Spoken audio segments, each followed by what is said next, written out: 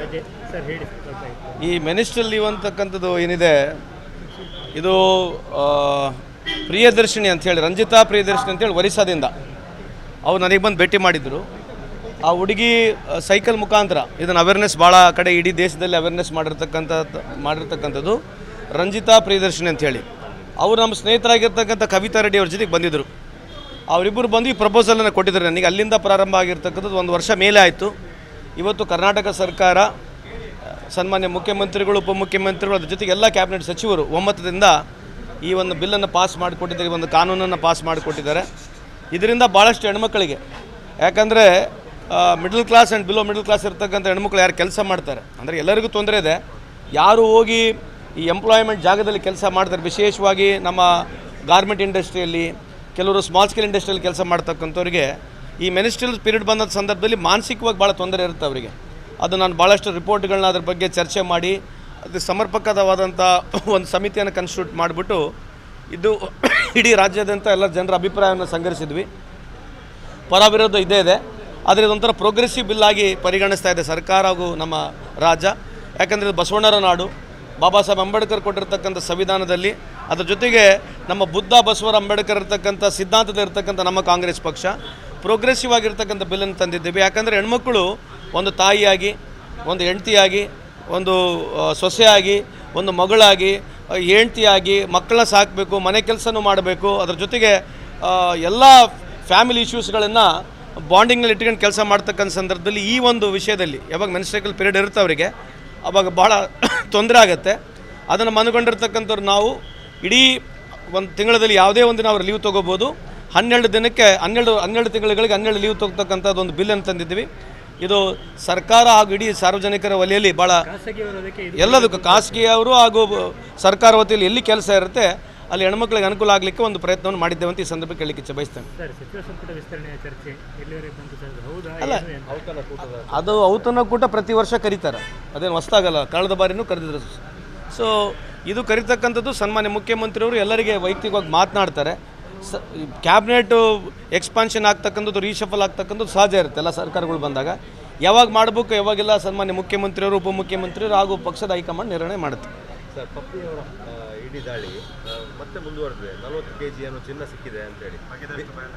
ಅಂದರೆ ಬಿಹಾರ ಚುನಾವಣೆಗೆ ಅವರೊಂದು 300 ಕೋಟಿ ಫಂಡಿಂಗ್ ಮಾಡ್ತಿದ್ರು, ಅದನ್ನು ತಡೆದ್ರು ಅಂತ ಚರ್ಚೆ ಆಗ್ತಾ ಇರೋದು. ಇಲ್ಲ, ಹಂಗಲ್ಲ. ನೀವು ಅಜಿತ್ ಪವಾರ್ ಇದ್ರಲ್ಲ, ಅಜಿತ್ ಪವಾರ್ ಮೇಲೆ 60,000 ಕೋಟಿ ಅವ್ರಿಗೆ ಏನಿತ್ತು, ಅವ್ರ ಮೇಲೆ ಆರೋಪ ಇತ್ತು.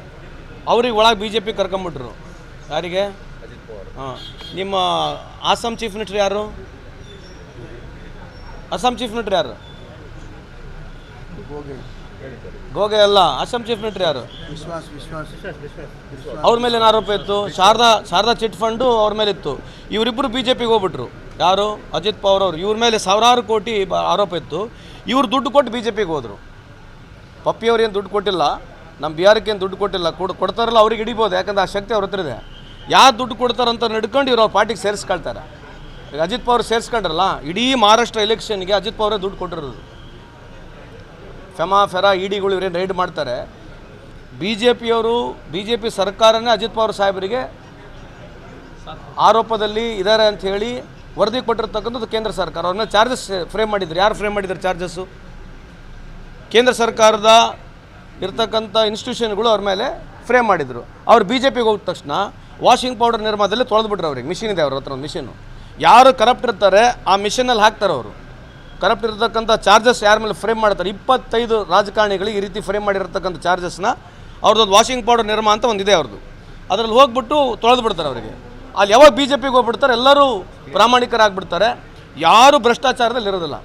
BJP ಬಂದಾಗಲಿಂದ ಇಲ್ಲಿವರೆಗೆ ದೇಶದಲ್ಲಿ ಯಾರು 1 ರೂಪಾಯಿ ಎಲ್ಲಿ ಭ್ರಷ್ಟಾಚಾರನೇ ಇಲ್ಲ, ಆ ರೀತಿ ನಡೀತಾ ಇದೆ ನೋಡಿ. ಆಮೇಲೆ ಭ್ರಷ್ಟಾಚಾರ ರ್ಯಾಂಕಿಂಗ್ನಲ್ಲಿ ನೋಡಿ, ದೇಶದಲ್ಲಿ ಇಲ್ಲಿ ಪ್ರಪಂಚದಲ್ಲಿ ಭ್ರಷ್ಟಾಚಾರ ರ್ಯಾಂಕಿಂಗ್ನಲ್ಲಿ ದೇಶದಲ್ಲಿದೆ ಅಂತ ಸ್ವಲ್ಪ ಚೆಕ್ ಮಾಡಿ ನೋಡಿ. ಯಾಕಂದರೆ ಇಲ್ಲಿ ಇರ್ತಕ್ಕಂಥ ಪ್ರಜ್ಞಾವಂತರು ತಾವೆಲ್ಲರೂ ಸ್ವಲ್ಪ ಚೆಕ್ ಮಾಡಿ ನೋಡಿ. ಭ್ರಷ್ಟಾಚಾರದಲ್ಲಿ, ಫ್ರೀಡಮ್ ಆಫ್ ಸ್ಪೀಚ್ನಲ್ಲಿ ನಾವು ಎಲ್ಲಿದ್ದೀವಿ, ಹಂಗರ್ ಇಂಡೆಕ್ಸ್ನಲ್ಲಿ ಎಲ್ಲಿದ್ದೀವಿ, ಪಾವರ್ಟಿ ಇಂಡೆಕ್ಸ್ನಲ್ಲಿ ಎಲ್ಲಿದ್ದೀವಿ, GDPಯಲ್ಲಿ ಎಲ್ಲಿದ್ದೀವಿ. ಎಲ್ಲರಿಗಿಂತ ಹೆಚ್ಚಾಗಿ ಭಾಳ ಇಂಪಾರ್ಟೆಂಟ್ ಅಂತಂದರೆ ಪಾಸ್ಪೋರ್ಟ್ ರ್ಯಾಂಕಿಂಗಲ್ಲಿದೆ ನೋಡಿರಿ. ನಮ್ಮ ಅವಧಿಯಲ್ಲಿ 2014 ಇಸ್ವಿನಲ್ಲಿ 76-78 ರ್ಯಾಂಕಿಂಗ್ನಲ್ಲಿದ್ದೀವಿ. ಈಗ 146ಕ್ಕೆ ಬಂದಿದ್ದೀವಿ. ಇದ್ರ ಬಗ್ಗೆ ಕೇಳಿ BJP ಅವ್ರಿಗೆ ಏನು ಹೇಳ್ತಾರೆ ನೋಡೋಣ. ಹಾಗಾದ್ರೆ ಇವರು ಪಪ್ಪಿಯನ್ನು ಸೆಳಿಲಿಕ್ಕೆ ಪ್ಲಾನ್ ಆಯಿತು ಯಾರಿಗೆ ನೀವೇ ಅವ್ರನ್ನ ಕೇಳ್ಬೇಕು, ಅವ್ರನ್ನ ಯಾರನ್ನ ಸೆಳಿತಾರೆ ಯಾರಿಗಿಲ್ಲ ನಮಗೇನು ಗೊತ್ತಾಗುತ್ತೆ. ಬಿ ಜೆ ಪಿಯವ್ರು ಯಾರನ್ನ ಯಾವಾಗ ಒಳಗೆ ಕರ್ಕಂತಾರೆ ನಮಗೆ ಗೊತ್ತಾಗಲ್ಲ, ಅವ್ರನ್ನೇ ಕೇಳ್ಬೇಕು ಬಿ ಜೆ ಪಿಯವ್ರಿಗೆ. ಯಾಕಂದರೆ ಈ ಥರ ಮಾಡಿದಾಗ ಯೂಶಲಿ ಅದು ಅವ್ರದ್ದೊಂದು ಟ್ರಿಕ್ಸ್ ಇರ್ತದೆ, ಅವ್ರನ್ನೇ ಕೇಳಿ, ನಮಗೆ ಗೊತ್ತಿಲ್ಲ ಅದ್ರ ಬಗ್ಗೆ. ಮಾಡಿದ್ದೀವಿ 70-80% ಮೇಲೆ ಆಲ್ರೆಡಿ ಆಗಿಬಿಟ್ಟಿದೆ ನೋಡಿ. ಇದು ಯಾವುದು ಜಾತಿ ಗಣಿತ ಅಲ್ಲ, ಇದು ಶೈಕ್ಷಣಿಕ ಸಾಮಾಜಿಕ ಆರ್ಥಿಕ ಇರತಕ್ಕಂಥ ಇದು ಒಂದು ಏನು ಸಮೀಕ್ಷೆ ಇದೆ. ಇದು ಭಾಳ ಬ್ಯೂಟಿಫುಲ್ ಆಗುತ್ತೆ. ಇದರಲ್ಲಿ ಸಿದ್ದರಾಮಯ್ಯನವರಾಗಿರಲಿ ಸರ್ಕಾರ ಆಗಿರಲಿ ಸಮಾಜಗಳು ಹೊಡೆದಾರೆ ಅಂತಕ್ಕಂಥ ಏನು ಸುಳ್ಳು ಹೇಳ್ಕೊಂಡು ತಿರುಗಾಡ್ತದೆ ಬಿ ಜೆ ಪಿಯವರು. ಇವತ್ತು ಕೇಂದ್ರ ಸರ್ಕಾರನೇ ಮಾಡ್ತಾ ಇದೆಯಲ್ಲ. ಕೇಂದ್ರ ಸರ್ಕಾರ EWS ರಿಸರ್ವೇಷನ್ ತಂದರು, ಎಕನಾಮಿಕಲ್ ವೀಕರ್ ಸೆಕ್ಷನ್ಗೆ 10% ಕೊಟ್ಟರು. ಯಾಕೆ ಬಿ ಜೆ ಪಿ ಯಾಕೆ ಮಾತಾಡಲ್ಲ? ನೀವೆಲ್ಲ ಕೇಳಬೇಕಲ್ಲ. ಎಕನಾಮಿಕಲ್ ವೀಕರ್ ಸೆಕ್ಷನ್ಗೆ 10% ರಿಸರ್ವೇಷನ್ ಕೊಟ್ಟರು ಕೇಂದ್ರ ಸರ್ಕಾರ. ಯಾರು ಅರ್ಜಿ ಹಾಕಿದ್ರು ಅದಕ್ಕೆ? ಎಲ್ಲ ಹೋರಾಟ ಆಗಿದೆಯಾ?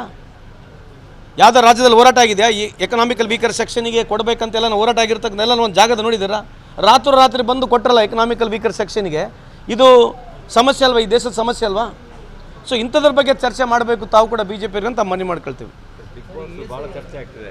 ರಾತ್ರಿ ಬೀಗ ಹಾಕಿದ್ರು, ಬೆಳಗ್ಗೆ ಓಪನ್ ಮಾಡಿದ್ರು. ಆ್ಯಕ್ಚುಲಿ ಏನಾಯಿತು ಅಂತ ನಮಗೆ ಮಾಹಿತಿ ಅಂತೂ ಇಲ್ಲ. ನಿಮಗೇನು ಮಾಹಿತಿ ಕೊಡ್ತಾ ಇದ್ದೀರಿ ಅದು ಅಲ್ಲಿರ್ತಕ್ಕಂಥದ್ದು ಎನ್ವೈರ್ಮೆಂಟ್ ಕ್ಲಿಯರೆನ್ಸ್ ಇಲ್ಲ, ಫಾರೆಸ್ಟ್ ಕ್ಲಿಯರೆನ್ಸ್ ಅಂತಕ್ಕಂಥ ಒಂದು ವಾದ. ಅದಾದಮೇಲೆ ಸನ್ಮಾನ್ಯ ಉಪಮುಖ್ಯಮಂತ್ರಿಗಳು ಹೋಗ್ಬಿಟ್ಟು ಅದನ್ನು ಸಮಜಾಯಿಸಿ ಏನೋ ಒಂದು ವ್ಯವಸ್ಥೆಗೆ ತಂದಿದ್ದಾರೆ. ಸೊ ಅದು ಖಂಡಿತವಾಗ್ಲೂ ಬಿಗ್ ಬಾಸ್ ನಡೀತಕ್ಕಂಥದ್ದು ಉದ್ದೇಶಪೂರ್ವಕವಾಗಿ ಏನು ನಾವು ಹೋಗಿ ನಿಂದ್ರಿಸ್ತಕ್ಕಂಥದ್ದೇನು ಅವಶ್ಯಕತೆ ಇರಲಿಲ್ಲ. ಐ ಥಿಂಕ್ ಯಾರು ನಮ್ಮ ಖಂಡ್ರೆ ಸಾಹೇಬರು ಯೂಶಲಿ ನೋಟಿಸ್ಗಳೆಲ್ಲ ಕೊಟ್ಟಿರ್ತಾರೆ. ಸೊ ಅದಾದ ನಂತರ ಇವತ್ತು DK ಶಿವಕುಮಾರ್ ಒಂದು ಸಾಹೇಬರು ಹೋಗಿ ನೇತೃತ್ವದಲ್ಲಿ ಅವ್ರ ಮುಂದಾಳತ್ವದಲ್ಲಿ ಅದೇನೋ ಸಮಾಧಾನ ಮಾಡಿ ಒಂದು ವ್ಯವಸ್ಥೆಗೆ ಪ್ರಾರಂಭ ಮಾಡಿದ್ದಾರೆ. So we should welcome it. ಅಲ್ಲ, ನಟ್ಟು ಬೋಲ್ಟ್ ಏನೂ ಅಲ್ಲ, ನಟ್ಟು ಬೋಲ್ಟ್ ಮುಂದುವರಿದ ಭಾಗ ಅಂತ ಚರ್ಚೆ ಇಲ್ಲಲ್ಲ. ಅಲ್ಲ, ಆ ಥರ ಏನು ಮಾತಾಡಿಲ್ಲ ಅನಿಸುತ್ತೆ. ನನಗೆ ಅದು ಮಾತಾಡಿರ್ತಕ್ಕಂಥ ಡೈಲಾಗ್ ಭಾಳ ಹಳೇದಾಯಿತು. ನೀವು ಅದನ್ನ ಮತ್ತೆ ಈಗ ಮಾತನಾಡ್ತಿದ್ದೀರಿ. ಸೊ